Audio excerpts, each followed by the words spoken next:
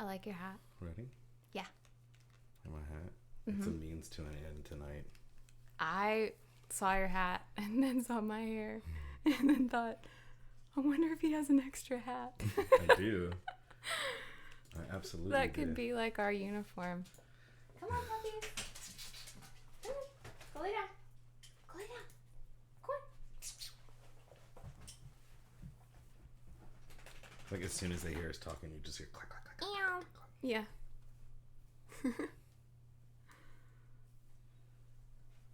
You shut that. Do you mind? Yeah, is it driving you crazy? Yeah, it is. Same. Cool.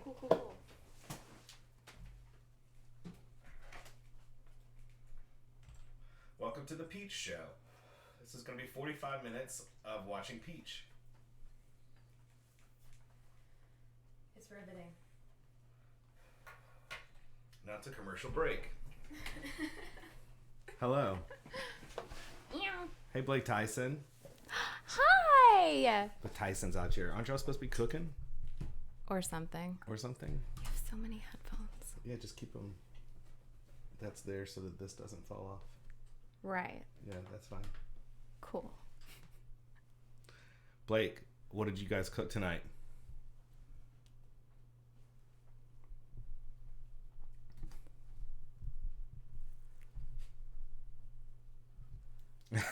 Josie, it is all good, buddy.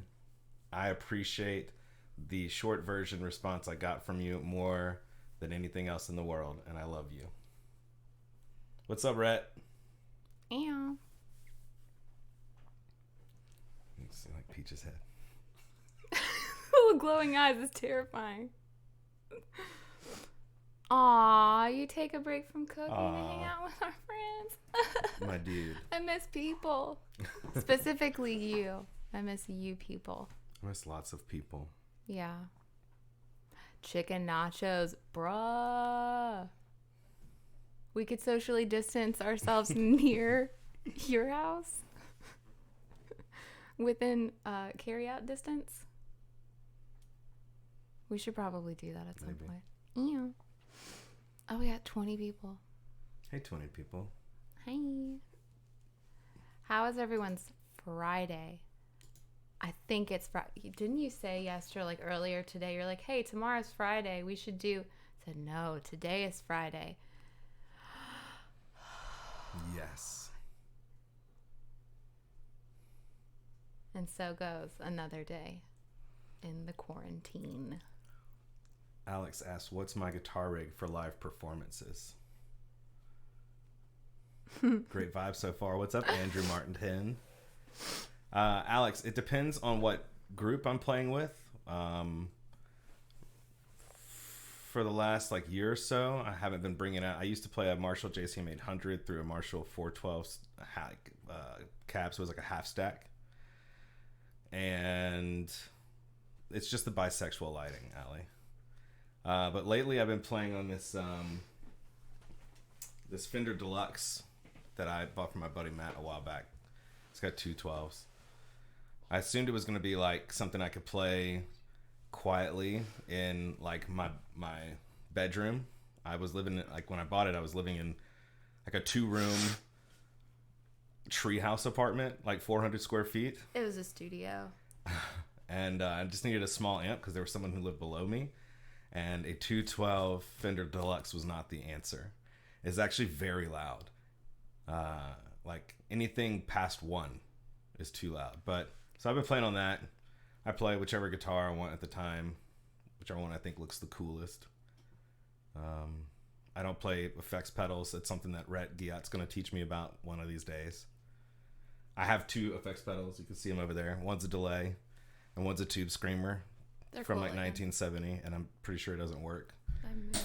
Can you see it? You probably have to pour some like Coca-Cola on it Or something. But that's it. I roll my volume knob down for my cleans. Is that code? No, it's not a code.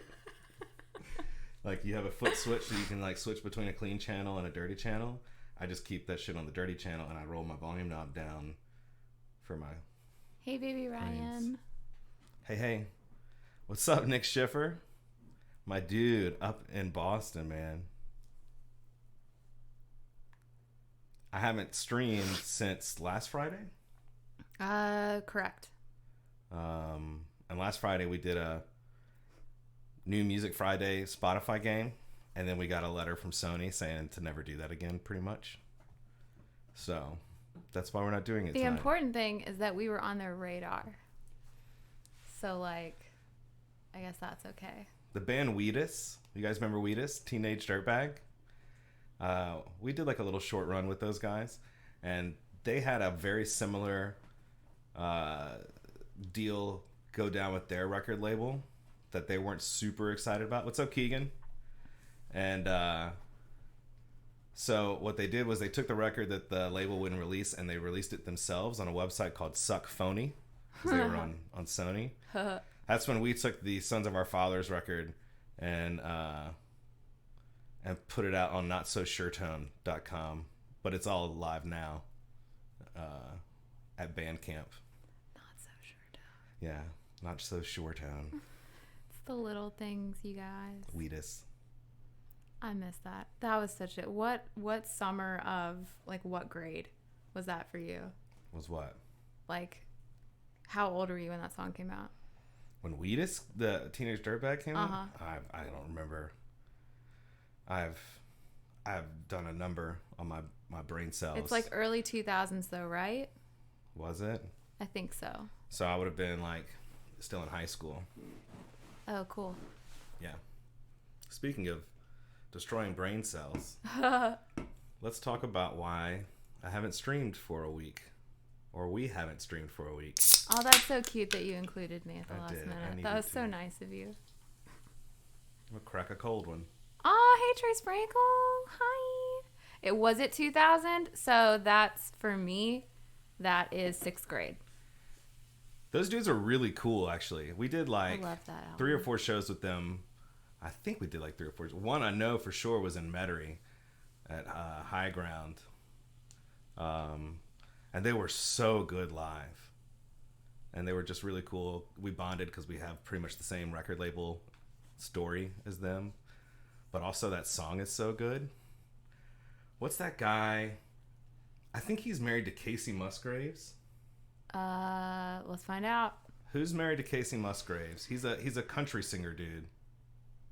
If you were 12, that's like 7th grade. Okay, let's find out. I should know this. Nick, you didn't go to school. Come on. Gosh, he's my age. Rustin Kelly. Rustin Kelly. So Rustin Such Kelly. a good name. I don't listen to country music. I try to, like, whenever my buddies are playing it, I'll watch and I'll appreciate it. But I don't actively listen to it, so I couldn't tell you. If you're like, name a country song, I'd have a hard time, to be honest. I'm trying right Seriously? now. Seriously? No, okay, so what Don't you Break do... My Heart? I was going to My say... Achy Breaky... Is that a country song? No, okay, start with Breaking Things, Hearts, Trucks, Beer, and Dogs. We're not going to go into that whole thing. No, but combine those words. Oh, you're talking about just being able to randomly come up with the name of a song and it is likely a song? Beer, Truck, Dog. I promise you. What I'm saying is, it's not about just saying the name of a song. The point that I'm trying to make is that I couldn't, if you were like, name an artist and name a song, or if the song was playing, you're like, what is this song? Right. Got it. Unfamiliarity. Moving forward. I forgot what I was saying. Onward. Rustin Kelly. Rustin Kelly. Somebody posted something about him recently, and I, for whatever reason, like went down and checked out him on Spotify. I was like, it's not so bad, actually. What's up, Blake Bro? Ew. What's up, Delon? But he put out like an EP that was slow. Like, his style is like slow, sad country songwriting, and I love that. Like, that's what I would do if I was writing country music. Yeah. And then he released like these slow, sad country acoustic versions of like some emo songs. What? And Wheatus was one of them. What?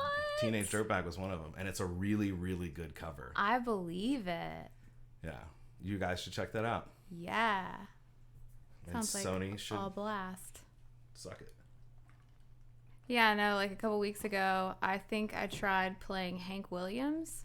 in the kitchen while we were cooking, and I think you walked away, and I didn't initially like receive that message that you were sending so passively, and so we go to eat outside, and I bring my phone, still blaring the Godfather of all country music, Hank Williams, and it was not welcomed outside. I was trying to eat. He was trying to eat, and then we tried to watch, new Forensic Files.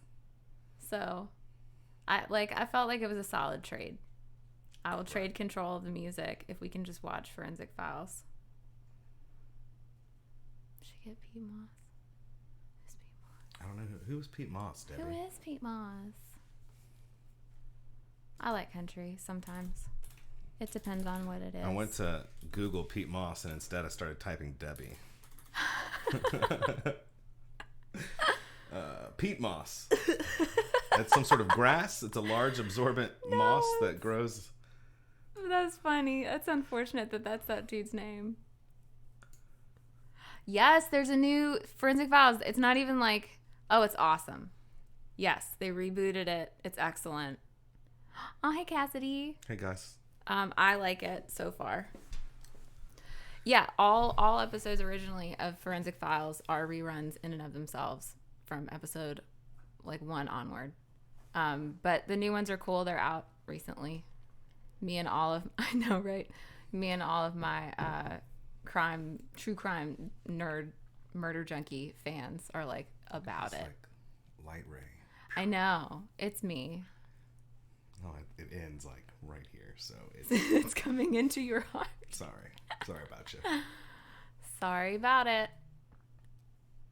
So, I wanted to go back and find out. I'm gonna go to the Andy Ford website real quick because I know that I posted the first 6 or 8 streams.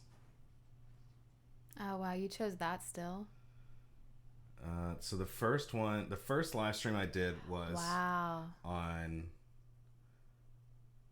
March 20th, and I played Be Quiet.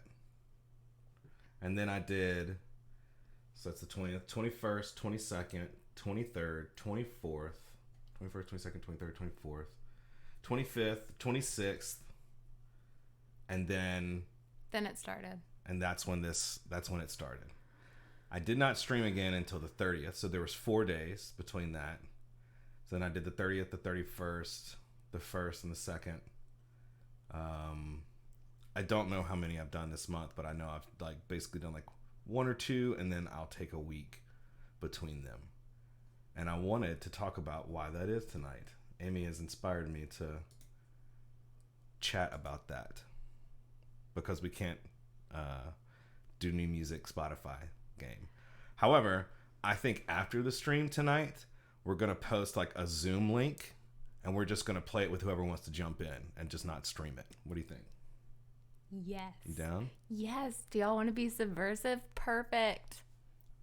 Secret club. So, I don't even know where to start. When I started streaming, the excitement and the momentum came from this overachiever side of me. I have 2 speeds. I don't have multiple speeds. It's either 1,000,000 miles an hour or I'm a slug. And so when I get an idea in my head of something to do, I'm going to do a solo project, and I, go to Austin and write 4 songs in 3 days and come up with a name for the project, and then start thinking about the visuals and this, that, and the other. And then life happens, and it's April, and that stuff hasn't been released or touched really much since. I get really depressed. And my brain tries to convince me that I have failed. And so I started to do the streaming stuff, and it was the same thing. I was I'm going to start streaming, but I'm not just going to start streaming. I want the audio to be the best it possibly can. I want the ambiance to be as good as I can make it, and something that's interesting. And And I'm not just going to stream and then forget it. I feel like that's content that's valuable. So I'm going to record every stream, and then I'm going to upload those recordings into a YouTube. But for that, I'm going to need to I want to design my own thumbnails for the YouTube stuff. And then once I upload it with the thumbnail on YouTube, you've got to write a description of the thing. And then you've got to put tags, and you got to, put a demographic and all this other stuff. And then you upload it, and you wait an hour for it to be done uploading. And then you take that YouTube link and you go to the website that we made, and you got to plug it in the website and then copy and paste all this stuff. And then it gets so overwhelming to the point to where you just want to shut down. Right? This person in Twitch said, "Stop talking, please." So yeah, that's really helping a stream about mental health, right? So I just got overwhelmed. Can I tag you in? Absolutely. So we have been talking a lot about, obviously, we don't jump into projects and half-ass anything, because overachievers and forever seeking perfection. But then not just that, it's the curse of knowing how to do that stuff and knowing how to do it the right way. So we were talking earlier, normally you know how to do that kind of stuff for a client, right? You know how to do the back end and design the thumbnails and upload them. And it's one thing if that's the only thing that you have to do, but if you're playing both roles, if you're being both the talent and the behind the scenes person, the support team, it's I'm getting anxiety just talking about it. I know earlier he was listing everything. I was oh gosh, he's about to have a heart attack right now.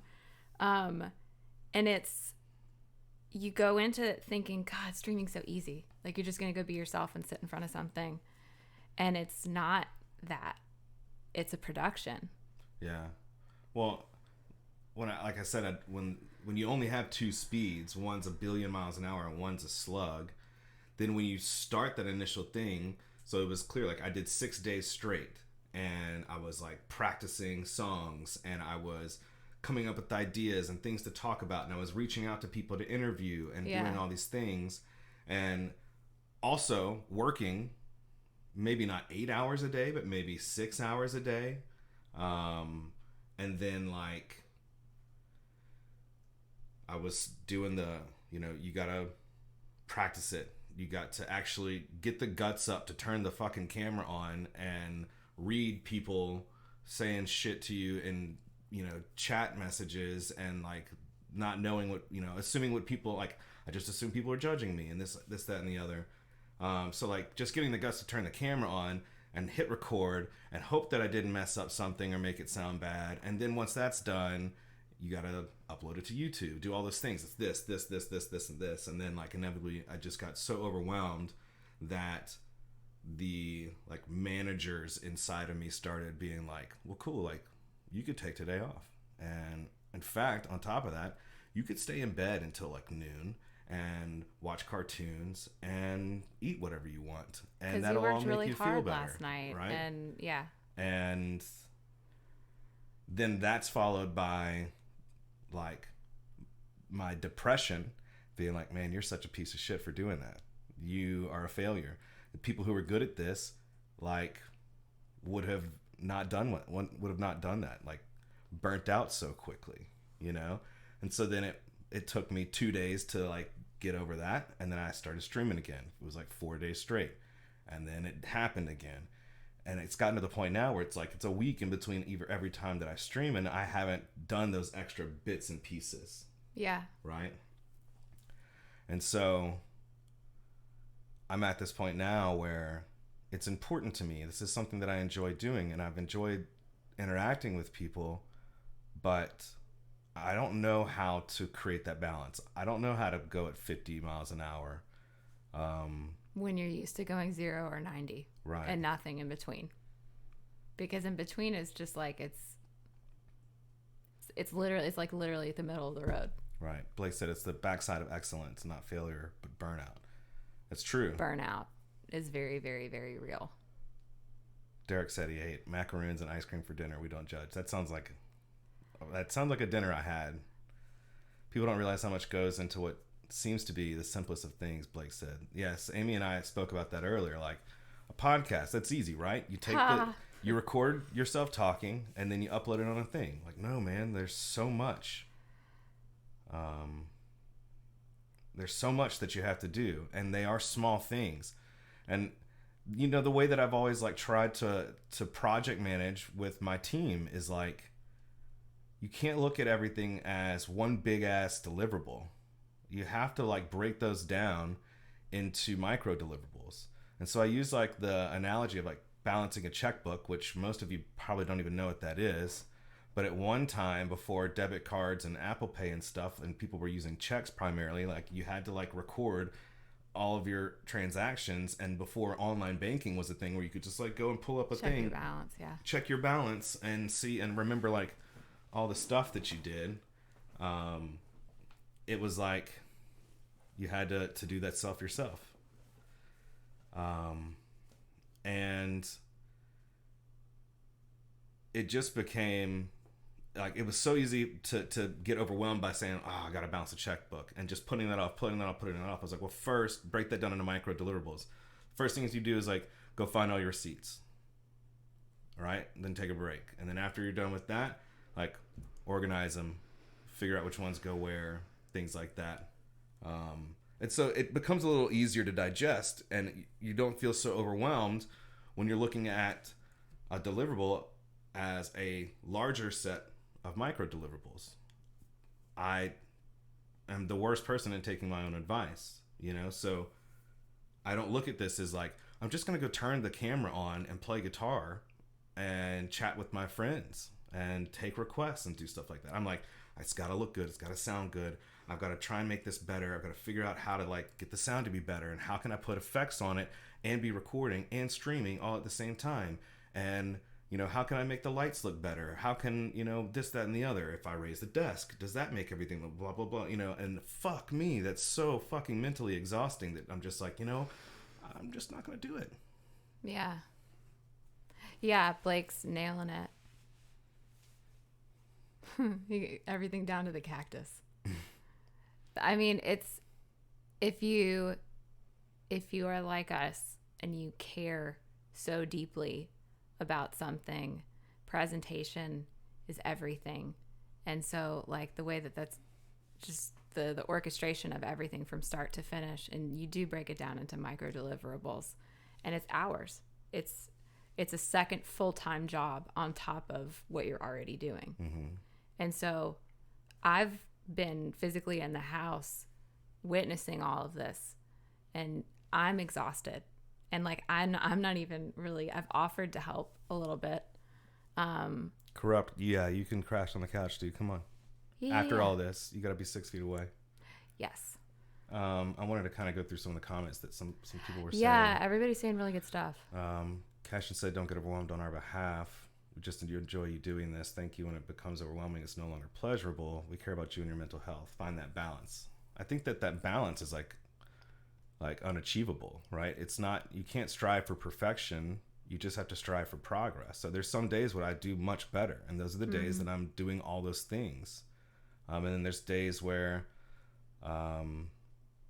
you know, like Avery said, podcasts are hard. The learning of it got to be so many things, and as a perfectionist, I felt like I couldn't even start. And that's how I am. That's how Aimee is too. Starting is the hardest thing. You know, Blake nailed it. He's like, practice, playlist, internet connection, camera, sound.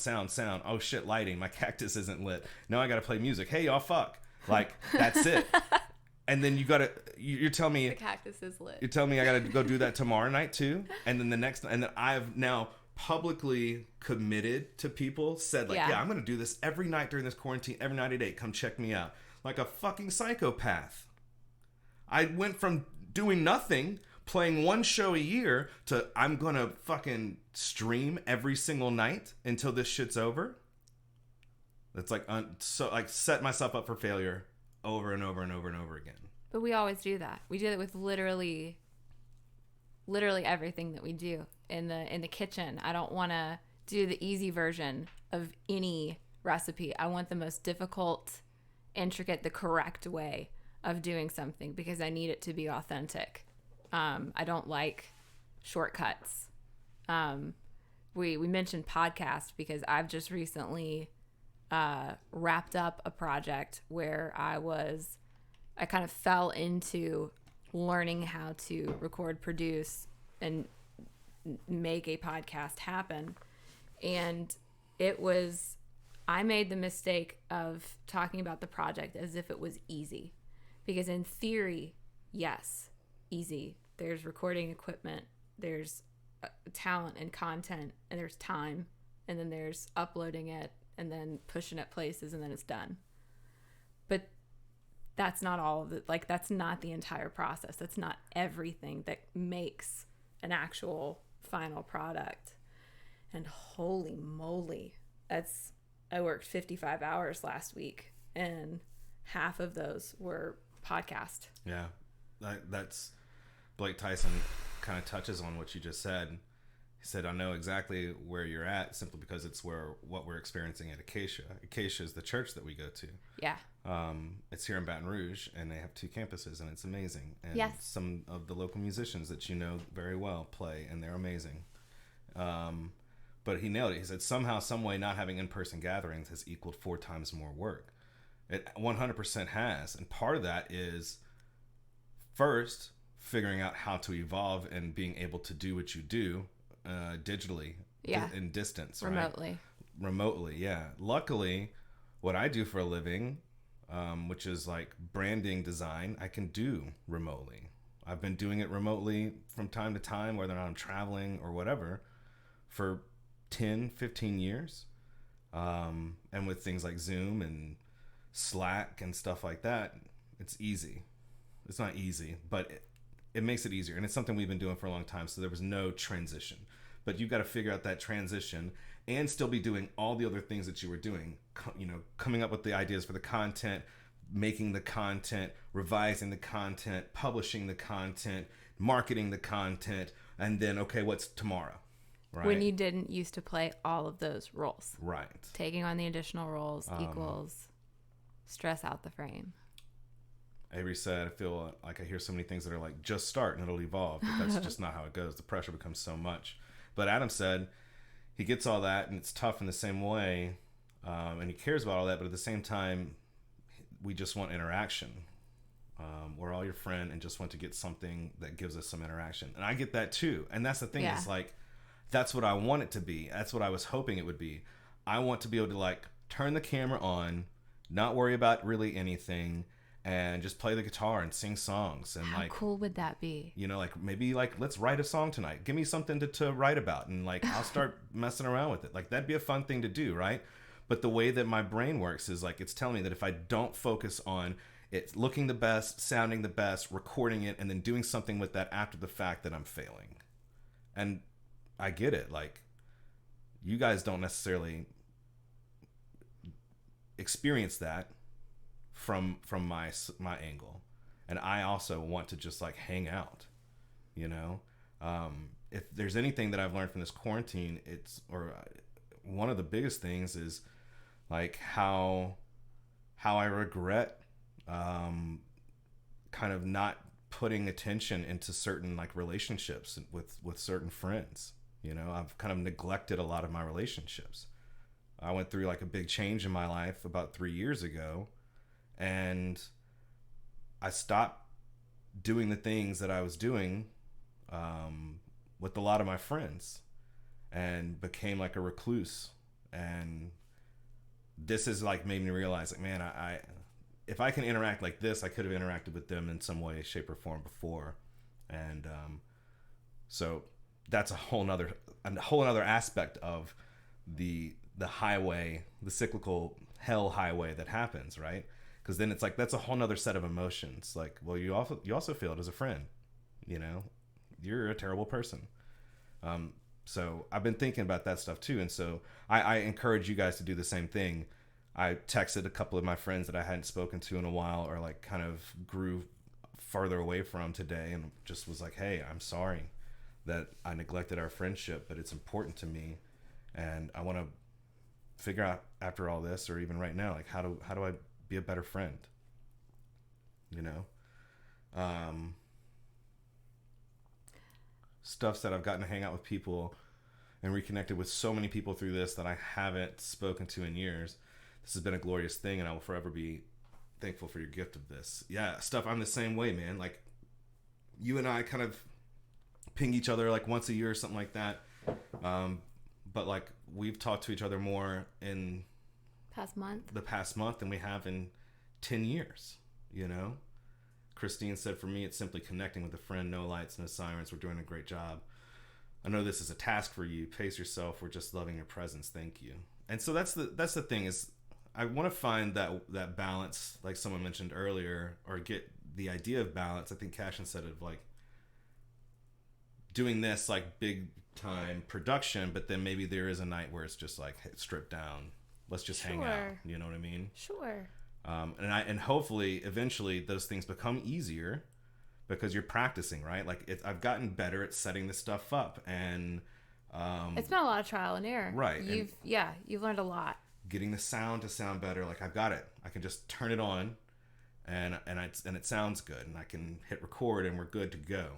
Certain things are going to become easier to the point where they're not part of that task list. But you have to give yourself permission to fail at it, because if you don't, you're going to beat yourself up, and then it's not fun anymore. Thank you, Joey. I appreciate what you said. Avery said, I co-own a CrossFit gym, and now I've started producing online content. Not something we've ever done. It's insane. Yeah. Trey said, there's such thing as good enough. Looks good. Let's go. I totally feel that, Trey. And the problem that I have is I do say a lot of times, often, that, you know, it's good enough. Like, it's good enough. Let's roll. And like, it will get better. And then the next day it's like, man, you settled. You suck. Other people don't settle. And that's why they're doing better than you are. You know, it's like, but in reality, no one is saying that to you. Right. Oh no, I know that. Right. It's I'm saying it to myself, and I'm assuming that other people are thinking it. Of course. You know, it's catastrophizing. If you're into sabotage, y'all. If you're into therapy talk. Yeah. Yeah. I recommend therapy, y'all. Adam said, then let's just hang out virtually. It's all good. It's very tough on us all. Your mind can sometimes be your own worst enemy. My mind, I told Aimee when we first met, like, I'm a very, very creative person, and it's one of my biggest strengths, but it's also my biggest weakness. Is my brain is a fucked up place to like get stuck in. So I try not to get stuck in it, you know? Which is exactly what you want to hear when you're about to start dating somebody. That their brain is a very scary place to be. Right. Fortunately, mine too. Tammy said, my admission is I've given up every single hobby I've ever dabbled in because since becoming an adult, my motivation solely is monetary gain. Hobbies cost time and money, and I just don't have the energy to dedicate to unprofitable projects. The fact that you are performing these podcast concerts for free is admirable. Perfection in its true definition is 100% impossible. Totally agree with that. Fucking incredible point.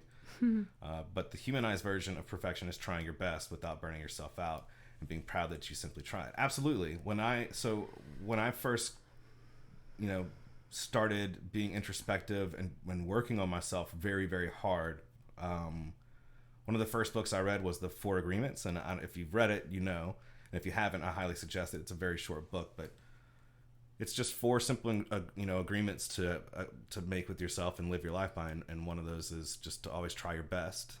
And I try, you know. My mental defects sometimes will do that thing where it's like, yeah, but did you really try your best? You know what I mean? It's such a trick, though. That's a trap. Right. It's a trap. Edwin, love you, brother. I was thinking about, Adidas had like a 30% off sale today on their website, and so I was just like window shopping and like looking at all the old soccer gear, and I was like, man, I miss playing soccer. Trey said, right, what is better? Yeah, I don't know. That's the thing is, I call myself a perfectionist, but there's no such thing as perfection. Well, right? But isn't perfection the thief of joy? Mm-hmm. Who said that? Scotty Russell. Well, no, Scotty said that Comparison is the thief of joy. Comparison is the thief of joy. That's what it is. Very similar. But Anne Lamott says something along those lines. And as I've gotten older, I've gotten increasingly comfortable with what we're talking about, which is all of the different players at the table, if your brain is a poker game. Mm-hmm. And so like Adam's saying, it's not a defect. No, it's a characteristic. Like it's just part of who we are. It's part of our chemistry. And we just try to function the best that we can with all of those parts and pieces. It's exhausting. It's exhausting to try and be as good at something as you want to be. I've quit every hobby too, Tammy. I have boxes and bags of different things that I tried to pick up, but then when I wasn't immediately good at them, I got discouraged and put it down, which if I maybe stuck with it for 5 more minutes or I don't know, a month, I don't have the patience to not be instantly good at something, and that's hard. It's silly. But yeah. I think the hard thing is and where I have gratitude is the realization that I have grown enough as a person and I have worked hard enough on my mental health to be introspective enough to realize when this happens and be able to pinpoint it and say, okay, this is happening. Why is this happening? What's going on? Instead of being in like panic mode, reaction mode, which is never any good. Then it's just putting out fires, right? And all of your firefighters, when you're talking about like your protective factors, right? More therapy talk. Your firefighters come out, and that's like, for me, I get angry. I get, I snap super easy. I have zero patience. But then I also like become extremely lethargic and procrastinate. So when I say defects, I think what I mean is there are scientifically neurological reactions that happen when I feel an emotion, right? And I can't erase that. I can program different options. But that pathway's there. But that pathway is always there. I can also develop the ability, like I was just saying, to realize that, hey, that's happening, that neuron is firing, that emotion is happening, and now I'm countering that emotion with something different, and be like, okay, fucking welcome to the party, all of you emotions, let's figure this shit out. And that's why, I was talking to Aimee about it, and she's like, you should talk about it tonight. And it's terrifying to do that, right? Hey guys, let's talk about how messed up I am. How messed up are you guys? Let's be messed up together. I mean, honestly, I kind of want to get a hand raise for who's been to therapy recently or ever, or is prescribed any type of antidepressant. I swear. Jim said, what you call mental defects are the things that we see in you that make you unique. That comes through in your music, which is why your music is so good, even if it's not perfect to you. I feel that, Jim, and I really appreciate that, man. That means a lot. I was thinking today, like, I was listening to Sons of Our Fathers because I want to relearn some of those songs and do a Sons of Our Fathers night like I did a Make Your Move night. And I was just listening to songs like, God, I mean, every song I write is like the same song. It's like, I'm saying the same thing to myself, right? And I think it's because of that. Like, it's subconsciously, it's my life experience coming out through one way or the other. You seeing hand raises? Yeah, I see hand raises. Thank y'all. Hans, I'm so glad that you are back home with your fam, dude. It's been a joy watching you on Instagram. Joey said, I've stopped so many starts that I am often apprehensive to start new things or even restart old things, and it costs not only me, but the others that have been attached to those things. All of my failed or forgotten efforts are supposed to exist behind me, right? But somehow they seem to pile up in front of me and often on top of me. Fuck, I feel that you. Is such a perfect image. That is it of right that there. Feeling. I feel that. Dang. Yeah, Blake said, thanks for your honesty. Personally, I'm learning a lot about Blake in this quarantine season. Some good, some bad. And when this season is over, it'll be like a meal at Popeyes. I will have eaten the meat and left the bones. I can't take into the future what will serve me in no way. But bone necklaces can be kind of cool looking. You had to go there. Spray paint them bitches gold. I think I see the question. How do I pronounce? Is it Johans? Johanse. Johanse. Yeah, okay, so what are the things that you can do to prevent this? Right. So, funny thing is the subject of my podcast this week was preventing burnout, basically. It was the impact of this quarantine, Ryan. this particular situation on all of our mental health. And a lot of people are exhibiting what we recognize as grief. So if you think about the stages of grief, one of those is anger. There's a lot of different things going on, but one thing that I've noticed is that I'm kind of like mourning the loss of my routine, and putting a lot of pressure on myself in other ways. Like I'm supposed to come out of this quarantine with like a very healthy sourdough starter, and I'm a terrible sourdough starter mother. I'm really bad at it. But like we're supposed to be coming out of this. If somebody put some meme on Instagram about like, if you don't come out of this quarantine with like a new skill and a novel written and, you know, a 6-pack, then that's on you. Yeah. Or we could survive this, and that would be great. Yeah. I think giving yourself permission to just like be a human being is probably good, and adjusting your expectations to be realistic to what we're dealing with. This is the most insane thing any of us has ever lived through. Right. And I've been through some fucked up shit. Like, yeah, exactly. Christine's lifting. Yeah. I mean, there's a couple of people that have been saying, you know, thanks for sharing this and things like that. And it's very difficult. Uncomfortable conversations are clearly uncomfortable and therefore difficult. You know, talking to your partner or a client about money, right?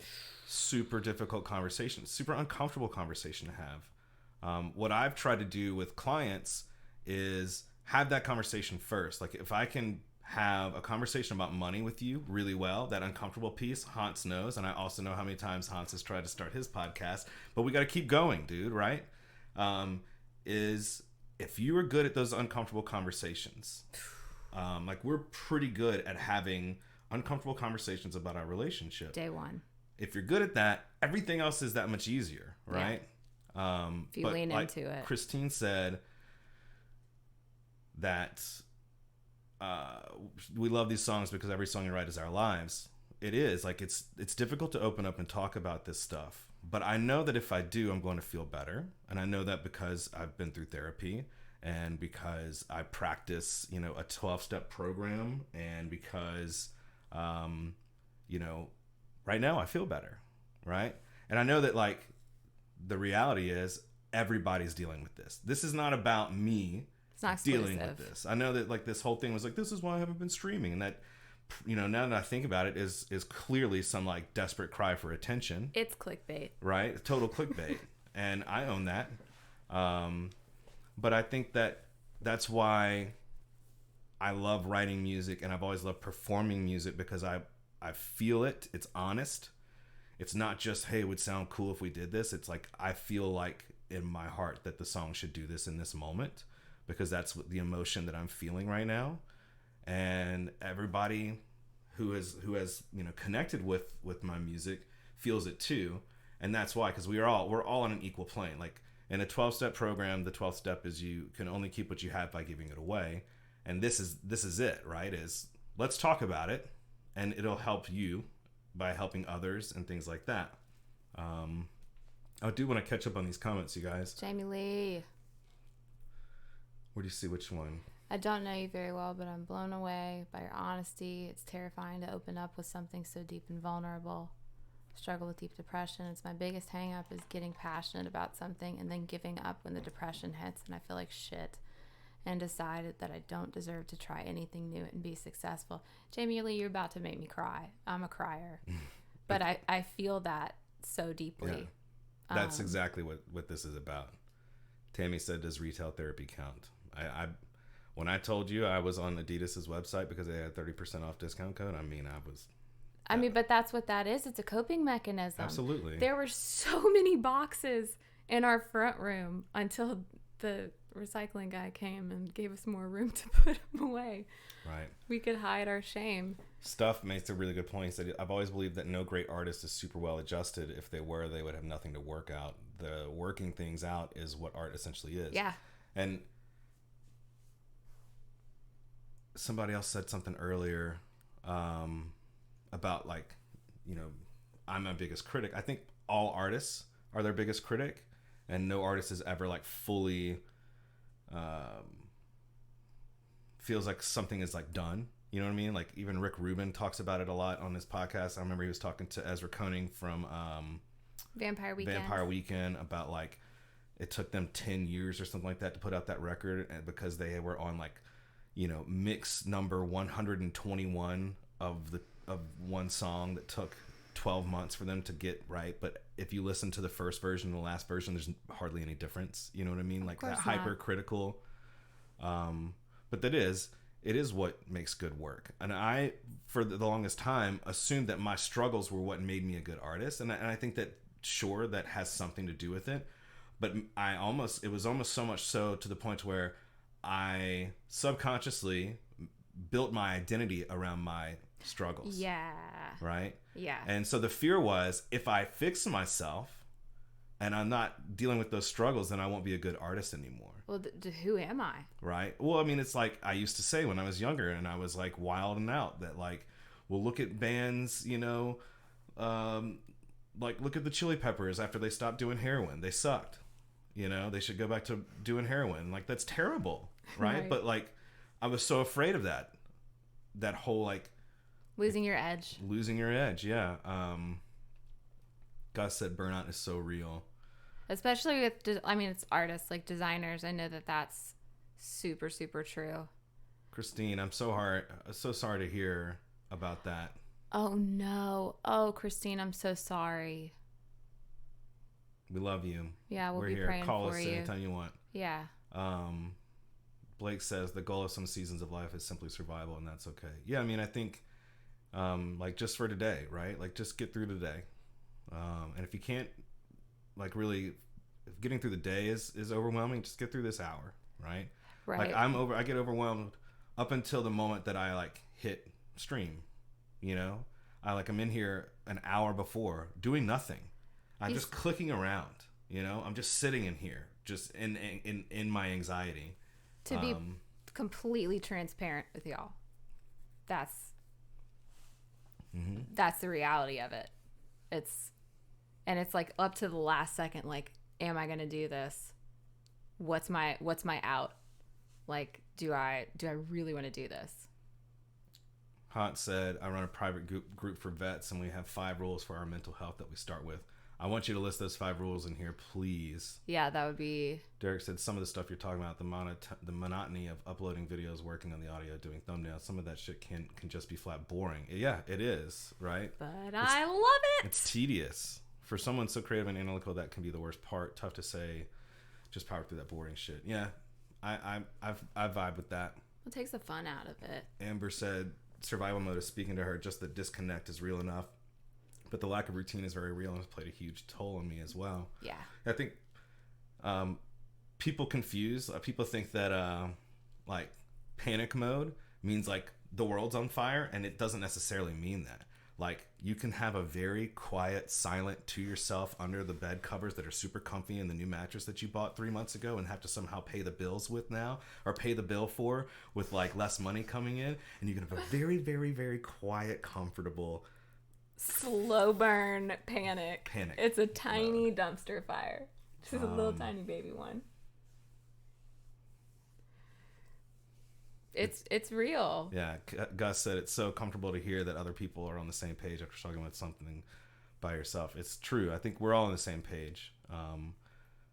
You know, I wanted to talk about this tonight so that I could like just get it out, you know. I operate with this idea, and I'm sure Aimee has, within like the first year of our relationship, got tired of me saying it. But like I try to keep my side of the street clean, and what that means is if I'm feeling a negative emotion, I try not to hold that in. I try to just get it out, and if getting that out is like saying it to that person, like, hey, I'm feeling this way about this thing that you did, but own your part about it, then like I don't have that, and I view it for some reason. Maybe it's because I'm a visual person, but I view it as like this black smoke, like this dark purple kind of like lightning flickering smoke that if I have a negative feeling, like it starts to like circle up inside of me. And if I don't get it out, then like my whole body's going to be filled with it. And that's when I will likely become like, I don't know. You've never described this to me, and it makes so much sense.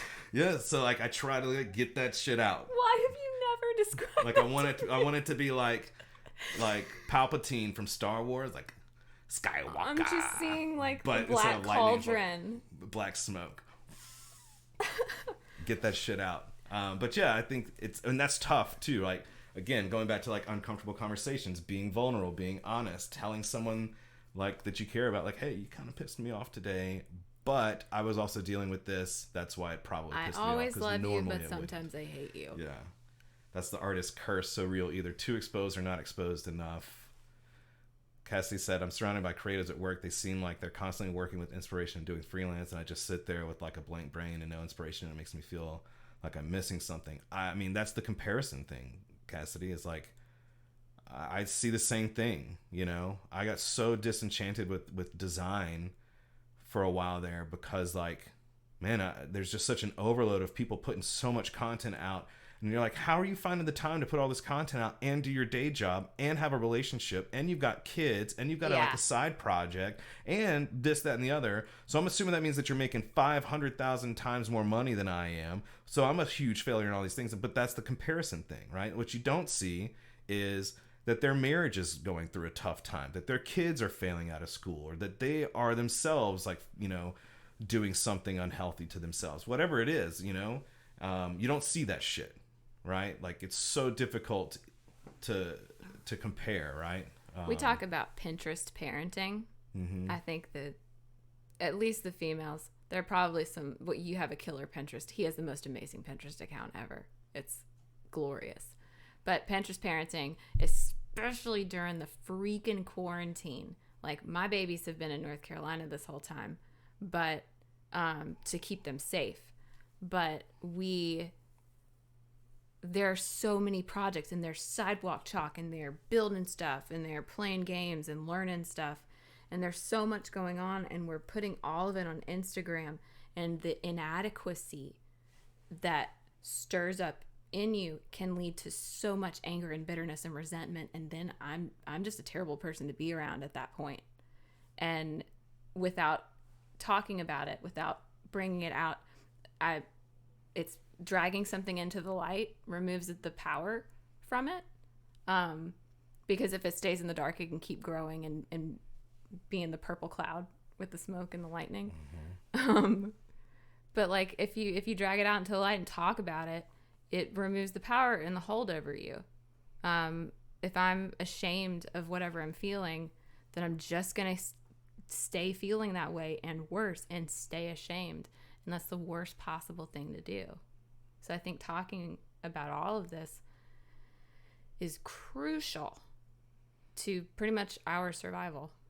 So yeah, I went off on a tangent. I'm sorry. No, you didn't. Allie said our kids are in PJ surviving on fruit snacks and Peppa Pig, and guess what? They're happy and know they're safe and loved. And that's important, right? Yes. But you also have to know that you are safe and loved. And that's the hard part. That's what we're talking, like, this is like that time where, like, I put everybody before me, and then I'm like, but what about me? And then I'm like angry, like, y'all didn't do anything for that. Y'all didn't think I needed help too, but I never asked for it. And like that's my part, right? It's the martyr. Skip said, I love having a therapist. You learn things about you didn't think you needed to know. Also drops the invisible weight holding you down. I feel that. It's very slow sometimes. Christine said it's like fire in your head, but not in your outer self. Allie said, in the words of Frozen 2, just do the next right thing. Super easy to get so overwhelmed, especially right now. Survive, not thrive. Survive, not thrive is a good one too. You know, It is like perfectly fine to strive survive now. for progress, not perfection. Adam said, I think the hardest thing to realize, and I have a very hard time realizing this, is that people who interact with you want to be with you. That's true. I mean, that's a huge one, Adam. We were talking about that big time earlier. We were definitely talking about that earlier. I just assume that everybody hates me, that they think I'm a terrible person, that I look gross, that I've done so many messed up things that I can't possibly be a good person or whatever. This, like, my brain does that, right? And I'll be thinking that as someone's trying to like talk to me, so I'm not active listening, and but what that is like the selfish ego, like it's all about me in my head, right? And what I don't realize is like you guys are here because you like me, and I am doing this to try to say thank you, right? In some weird, fucked up way, I guess. But this like, I can't tell you guys how much this means to me to be even having a conversation with you guys about it. Derek said, "Discipline equals freedom." Very good book that puts a lot of this shit into perspective and can help with ways to manage getting down in situations like this. Drop a link. You hit all the things. You don't see the shit. Exactly. Because Instagram, right? Instagram's curated. And like a lot of people have been very like brutally honest on their social media, and I appreciate it all day, every day. When people are like, here's what you don't see, and it's like the Christmas pictures and the kids are like sobbing and it's brutal. And we tried to be perfect. This is real life. Right. And we have to remind each other all the time, because we're super vocal about like, hey, I'm feeling insecure right now, and here's why. Which is why I've only recently gotten back on Facebook, like in the past couple of weeks. But we have to remind each other all the freaking time that that's not the whole story, and that's right. Okay. That's how that person is coping, by curating their life and presenting it a certain way. We all do that. But yeah, comparing yourself to somebody else's neatly manicured version of their lives, it's just like, why would you do that? Christine said, "This is giving me so much life for real." That's what I was saying, Christine, is like, just talking about this with you guys tonight is making me feel better, right? And that's because I'm getting that super cool looking purple black lightning smoke out of me. And also like I said earlier, like I reached out to a couple friends today just to like try to reconnect, you know, and tell them that I miss them, and that I'm sorry if I neglected our friendship. I suggest you do that. If you have a friend that you haven't talked to in a while, do that. Reach out to them, just say hello. Yeah. Christine said we should be talking about this all the time. I'm down to do this all the time. Me and Aimee talk about our mental health all the time, but that's probably why our relationship is so solid. I've always been hella comfortable with it, and I've to the point where I made other people uncomfortable with it, and then I like dialed it back. Christine said it makes me feel like I'm not alone. It makes me feel like I'm not putting everything on Jim Griffin. Naked Jim. Yeah, I mean, it's, again, like, this allows you to realize that everybody is going through this together, right? Like, we're all struggling. We're all dealing with our mental health in one way, shape, or the other. And everybody's unique. There are a lot of similarities. But, you know, one of the things that I've learned from like going to 12-step meetings is, at first when I started doing those, I was like, man, I'm not going to have like anything in common with these people. You know, like there's this 80-year-old dude over here, and he hasn't said anything all night long. And then like with 2 minutes left, he's like, he drops some shit, and you're just like, fuck. And like, it makes your whole day. That's why. You know what I mean? So this is really good. This is good stuff. Speaking of stuff that I hope you see how even in this format you bring people together, unite strangers, and helping people manage through this tough time. You're sharing your words with or without a guitar backing is still music to so many people's ears. God damn it, stuff. But y'all are doing the exact same thing. Y'all realize that. Yeah. Y'all are like. Oh, Hot said, so I want to go back. 5 questions to ask or to prevent. This is the military. Yeah. I read these. These are incredible. Number 1, did I sleep at least 6 hours? 2, did I eat good food, not junk? 3, did I break a sweat? Go for a walk. You don't have to be an athlete. 4, did I love on my loved ones or friends? 5, did I learn something or do something hard for me? This includes silence. These are the questions I used in order to put myself back together or not blow issues up. Wow. I think that's solid, man. That's kind of like the 4 agreements thing. Like, if you can break it down to, for my mental health, for me to have survived today, just for today, right? I need to create those micro deliverables, like I was saying earlier, because have a good day, have a good, productive, awesome day. That's fucking overwhelming. Fuck you. You have a good, productive, awesome day. It's such an aggressive thing. My life. It's such Brain. an aggressive thing. But if you break it down to like, okay, 1, sleep for 6 hours. 2, did you eat good food and not junk? And the answer to that, number 2, for me, at least this quarantine, for the first 4 weeks was I ate like a total asshole. Well, I thought you were going to quantify the number of Oreos. I was ready. I was ready for that number. It was a butt fuck ton. Oh my God, you can't say that. We have not treated our bodies like temples. Well, you know, but then you get to that point where you're like so tired of feeling so bad physically and realizing again how that affects everything else. Everything. Right?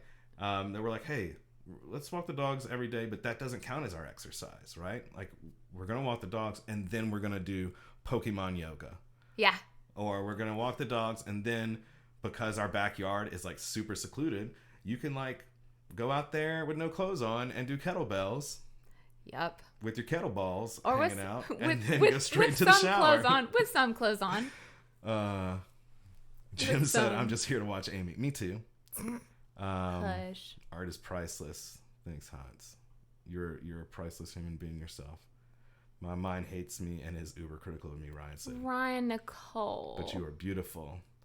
And you're a good mama. And you're a good wife. And you're a Allie good said, sister. are all the Gwaltneys here? There's not a chance that all the there is a billion of them, Allie. And they're all beautiful and handsome and smart and talented, and it is overwhelming. How do you keep up with that? But we are so stoked. Openness is healing. You're right, Tammy.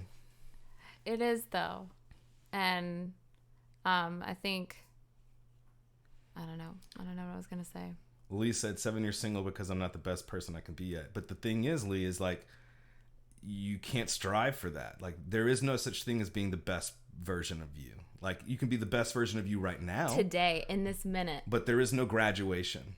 There is no, you're not ever going to like hit that spot and be like, cool, I need my diploma now to put on the wall to say I have now become the very best version of Drew Riley. And everything else after this. That doesn't exist, dude. That's like an impossible, it's unachievable. You know what I mean? Han said the thing that makes live music dope are the mess ups or unplanned events. Your life is no different. Instead of having a Pinterest, like, oh shit. I've always said that, like, one of the reasons why I thought that Merriweather was such a good live band was we never played, even songs that we played every time we played for 10 years, that we played thousands and thousands, that we never played anything the same twice. There was never like a track. We never had,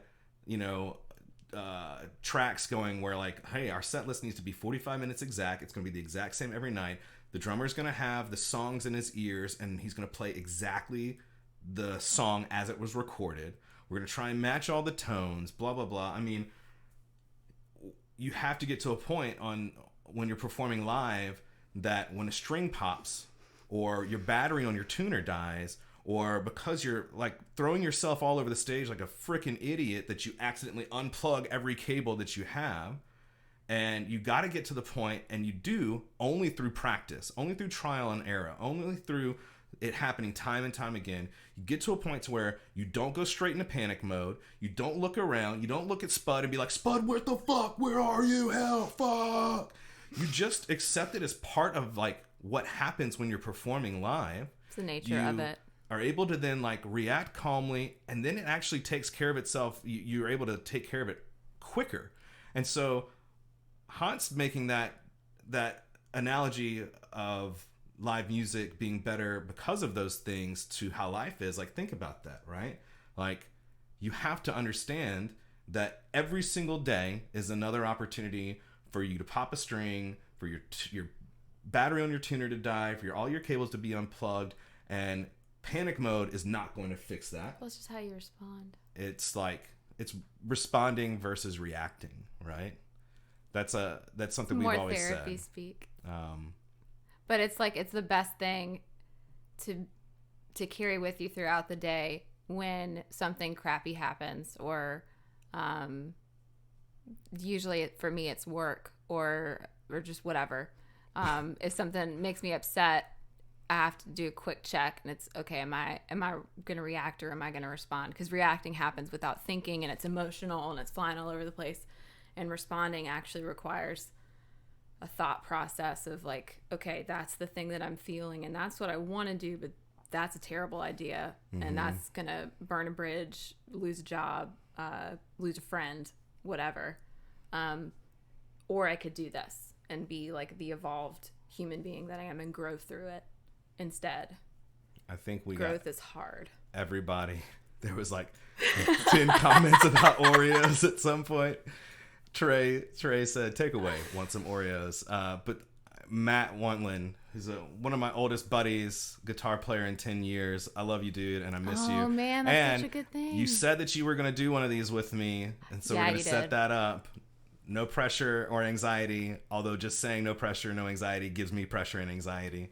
He said it's like a floor you have to keep sweeping. It's only clean for a little while. I love that, dude. That's totally true. Like, that whole part that I was saying before, like keeping my side of the street clean, right?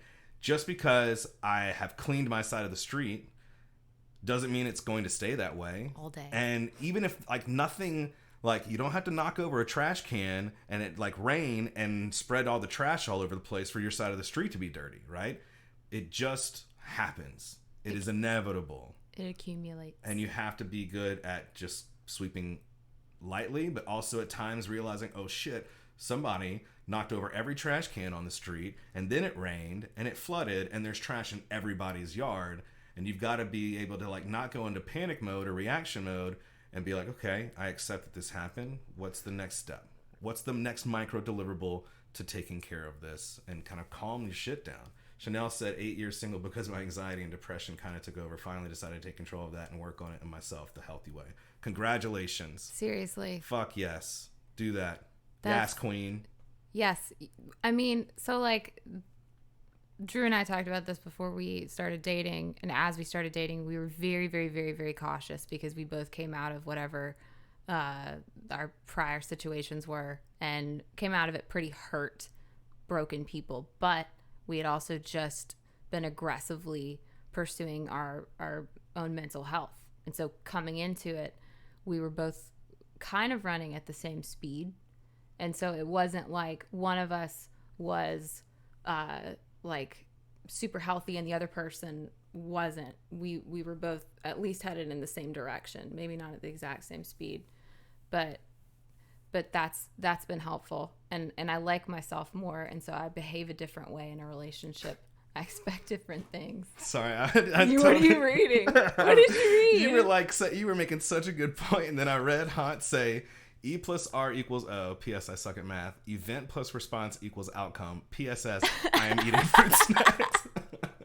No, I think you're right. Event plus response equals outcome, and how you respond or how you versus how you react is totally different. And like Amy's point, like we met each other as we were like going through that intensive introspective work that we were doing on ourselves, and that set the foundation for our relationship to be a very strong relationship. And I think that's important, that even if you've been in a relationship with someone for a long time, if you've been dating someone for a couple of years, or you've been married to someone for 10, it's never too late to be like, hey, let's talk about this. Like, we started going to couples therapy not because anything was wrong, but because we were like, hey, this is actually going pretty good. Let's give it the best shot we possibly can.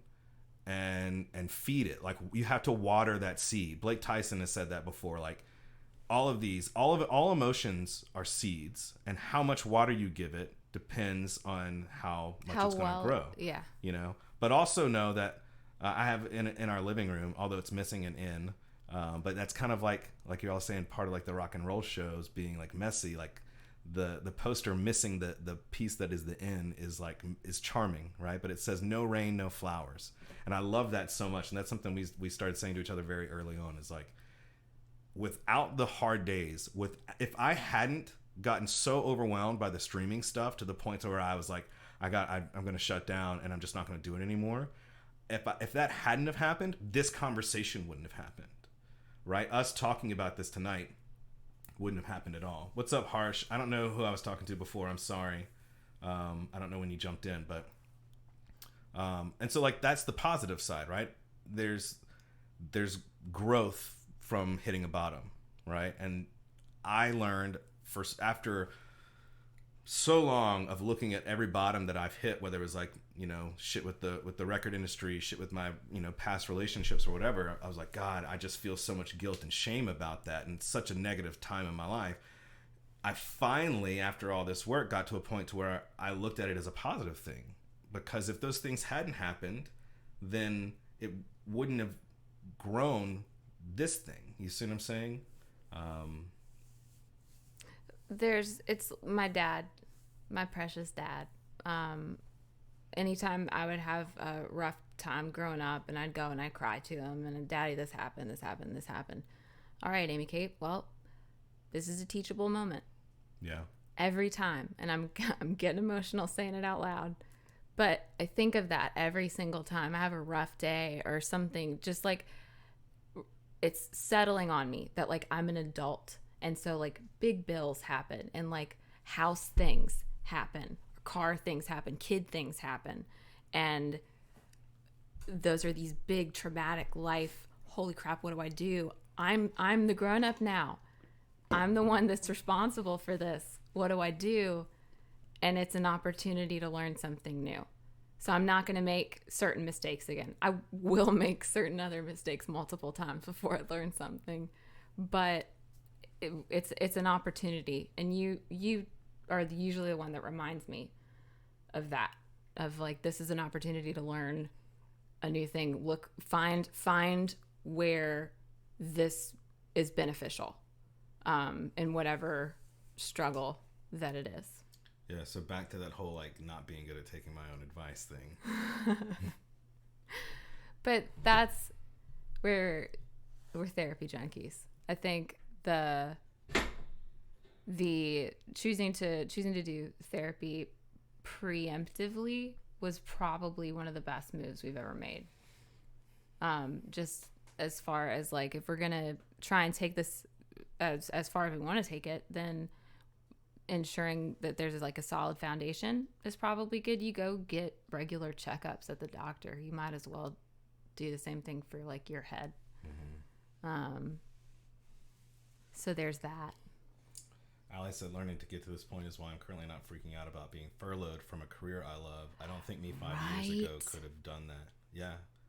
I mean, it's just growth. Me this time last year could not have handled what I'm dealing with today.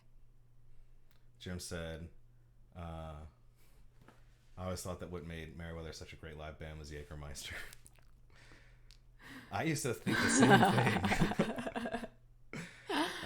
Derek Landry can attest to that. Somebody, I forget who I was talking to. It was the Thomas Brothers. They said that they had a show and it was like so bad that that something like the venue didn't pay them or something like that. And we had a show at Last Call in Thibodaux one time where we got so drunk, drinking so much Jaeger before the show that like it was bad. It was so like we were like, hey, we had to be like, hey, we're gonna have to come back and play another show for free to make up for that. We're sorry. It was not great. So then there was that. But man, this has been rad.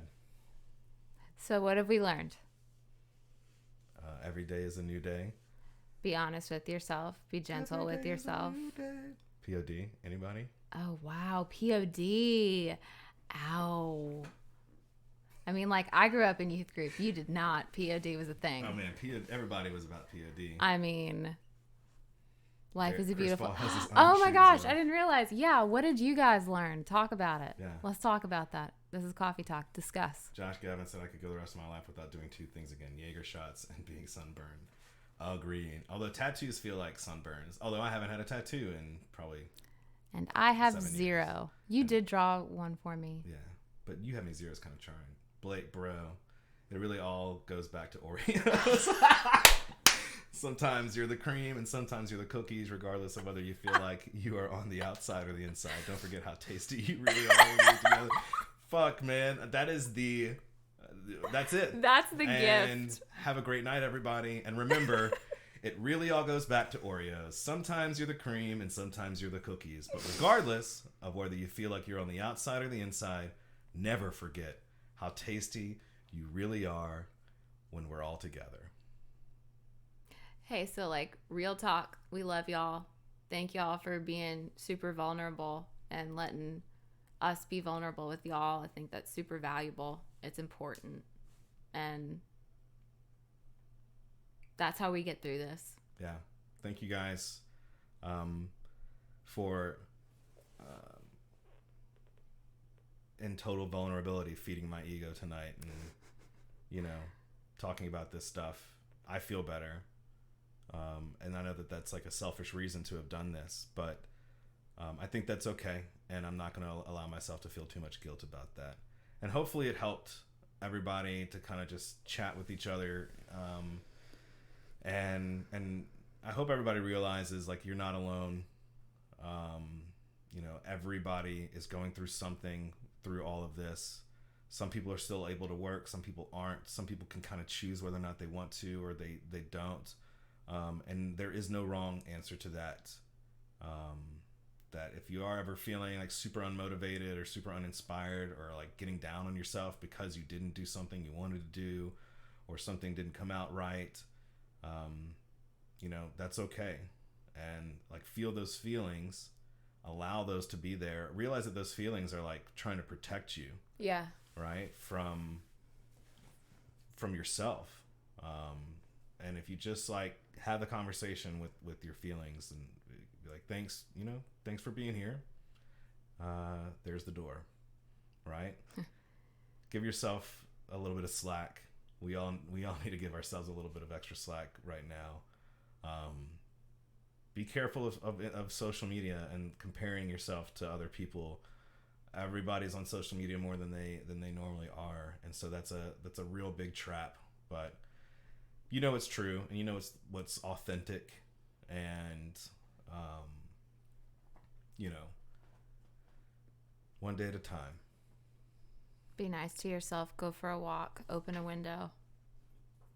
Call your mama or your friend or your cousin or your neighbor. Or go find a puppy to wave at because you can't touch it because you have to socially distance yourself from it. Just do things that make you happy. No rain, no flowers. Love you guys. Thanks for joining us tonight. And don't forget, it really all goes back to Oreos.